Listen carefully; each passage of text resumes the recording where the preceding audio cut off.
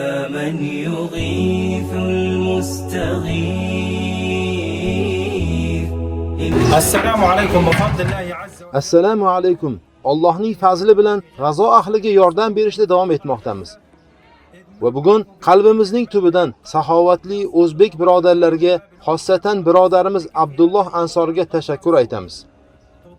Bugun bir qozon ovqatni ham juda qiyinchilik bilan qilmoqdamiz. Mahsulotlar yetarli emas. Bundan tashqari mana 4 oydir g'azoga juda oz narsadan tashqari hech nima kirmayapti. Va bu ham g'azo ahlining 4dan 1 qismiga zo'rg'a yetadi xolos. Biz hozirda haqiqatda juda og'ir kunlarni boshdan o'tkazmoqdamiz. Avvalo Allohga, so'ng o'zbek birodarlarga hamda Abdulloh Ansorga tashakkur aytamizki, to'g'ri, hozirgi bu ovqatlarni qilib tarqata olyapmiz, ammo juda qimmat narxlarga, hatto insonlar hech narsa sotib olishga qodir emaslar.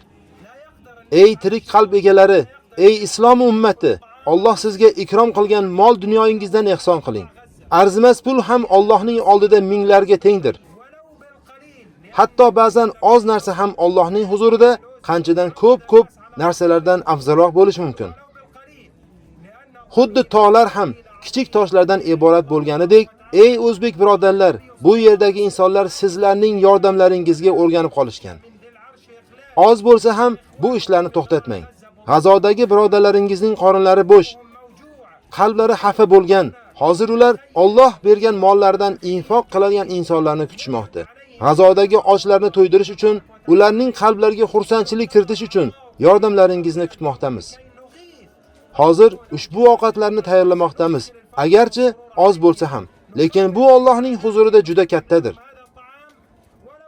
Allohdan sizlarni g'azodagi birodarlaringizga xizmatchi qilib qo'yishni so'rab qolamiz.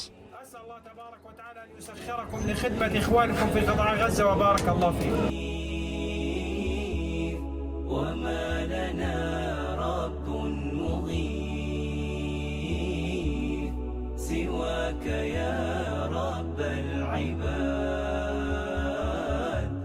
إن كان لا يرجو رضاك إلا المطيع إلى هداك. بمن يلوذ من عصاك،